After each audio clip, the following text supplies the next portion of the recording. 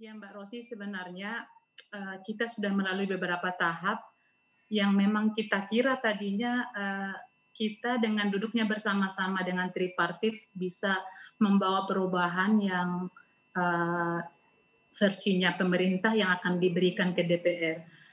Pada akhirnya memang saya harus katakan kami agak kecewa ketika yang terjadi dan yang diketuk itu sangat jauh dari yang kami harapkan.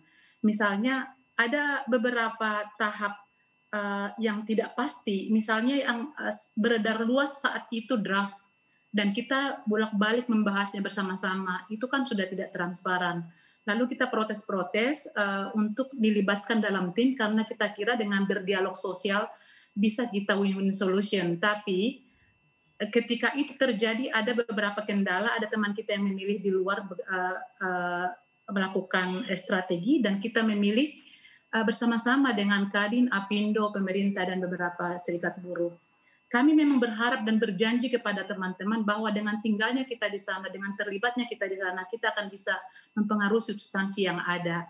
Lalu terjadilah pembahasan-pembahasan dan memang saya mohon maaf Ibu Menteri dan Pak Menko juga, kami kan meminta karena kami sudah terlibat di tim itu, setidaknya kami yang sudah terlibat itu harus dapat draft yang sebelum diberikan ke DPR. Kenapa kami harus dibohongi gitu? Padahal kita kan sudah bersama-sama melakukan diskusi-diskusi, perdebatan-perdebatan, bahkan ada yang kita sepakati walaupun tidak ditandatangani tapi gentleman agreement gitu. Jadi kita merasa apa memang benar kita dimanfaatkan dalam saat itu. Memang saya harus katakan saya sangat kecewa saat ini, apalagi melihat hasilnya dan sampai sekarang kami mendapatkan beberapa draft seperti ini karena memang kami akses ke semua, tidak ada yang bisa mengatakan bahwa yang kami dapatkan dan dibagi sekarang ini adalah draft yang sudah undang-undang yang sudah disahkan.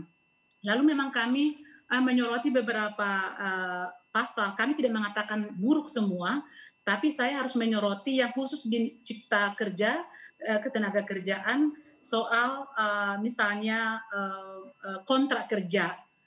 Kontrak kerja ini kan memang kita hari itu bersuara bahwa udahlah Undang-Undang 13 ini sudah patut direvisi.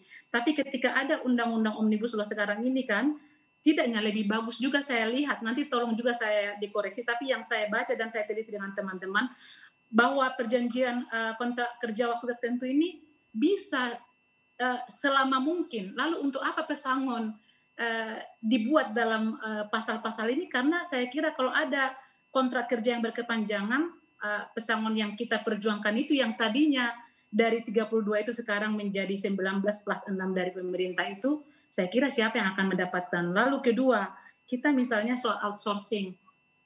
Kita tahu di Undang-Undang 13 itu ada di 5 jenis pekerjaan. Sebenarnya memang sekarang tidak sangat signifikan, tapi kami melihat ini dibuka keran seluas-luasnya, berarti apa saja juga bisa di-outsourcingkan, walaupun pekerjaan inti. Padahal kemarin itu kan paling lama bisa 3 tahun gitu. Atau misalnya hanya 5 ini, ada di jenis 5 pekerjaan, cleaning service, security, jasa penunjang transportasi di pertambangan, lalu ada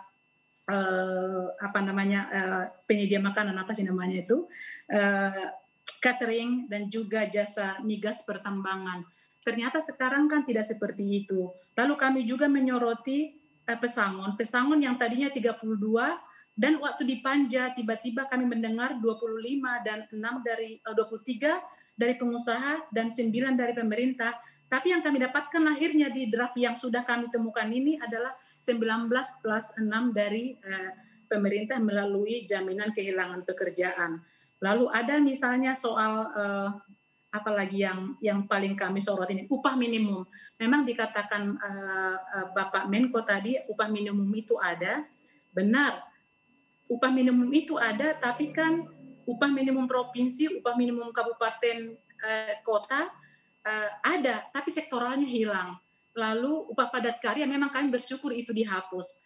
Nah, kenapa kami harus meminta upah sektoral itu ada ketika kita berdiskusi di tim, bahwa kita harus membedakan juga buruh yang kerja di padat karya dan padat modal itu harus dibedakan. Masa sih yang kerja di pertambangan batu bara harus sama upahnya dengan buruh yang bekerja misalnya di pabrik plastik atau segala macamnya lah yang manufaktur. Memang saya tahu persis bahwa kita bisa mendiskusikannya nanti ketika ada PKB. Tapi kan seperti yang kita tahu semua bahwa tidak semua buruh yang juga memiliki PKB dengan manajemen perusahaan. Banyak sekali mereka yang memang hanya serikat buruh, ada serikat buruh ciptaan perusahaan, ada juga serikat buruh yang independen, tapi soal perhitungan PKB itu tidak sangat banyak untuk bisa mewakili Oke, mereka. ya. Ya, jadi Baik. Mbak sedikit lagi, Mhm. saya memang harus katakan ini dan mohon maaf, biarlah semua serikat buruh yang menjadi anggota kami juga mendengar saya berbicara, memang saya kecewa ketika kami melibatkan diri menjadi tim tripartit, ternyata yang kami terima tidak seindah yang kami bayangkan. Kami berjanji kepada buruh bahwa dengan adanya kami di sana, kami bisa merubah substansi yang sudah disediakan pemerintah, tapi ketika sudah terjadi, ada memang di sana batang-batangnya, tapi ranting-rantingnya yang sangat signifikan itu memang terbuang. Demikian Mbak Rosi. Baik, terima kasih Bu Ali. Saya tergelitik aja karena background Anda itu fotonya dengan Pak Jokowi ya.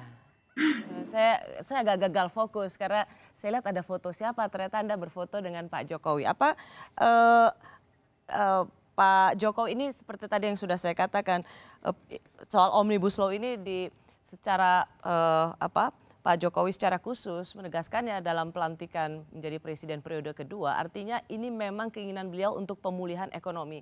Apakah sebagai seseorang yang saya anggap memiliki foto seperti itu dan memiliki kepercayaan pada seorang pemimpin yang dipilih, Anda tidak melihat ada itikat baik dari seorang presiden terhadap undang-undang seperti ini? Ya, saya sih memang ini foto ini saya harus jelaskan bahwa beliau di masa pandemi itu memanggil kita bertiga, saya, Bung Andi Gani, dan Bung Iqbal.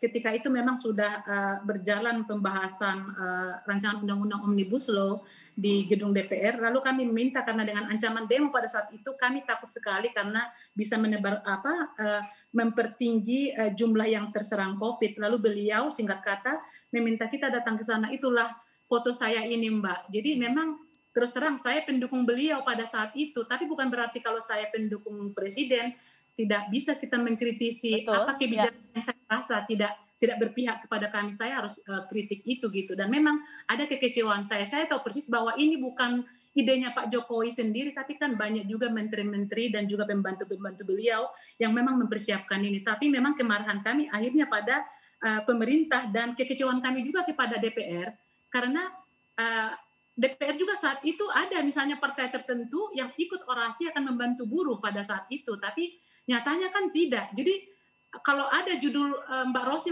meminta saya, apa judulnya statement saya adalah sakitnya dibohongi. Itu Mbak yang saya Baik, sampaikan. terima kasih Bu Ali.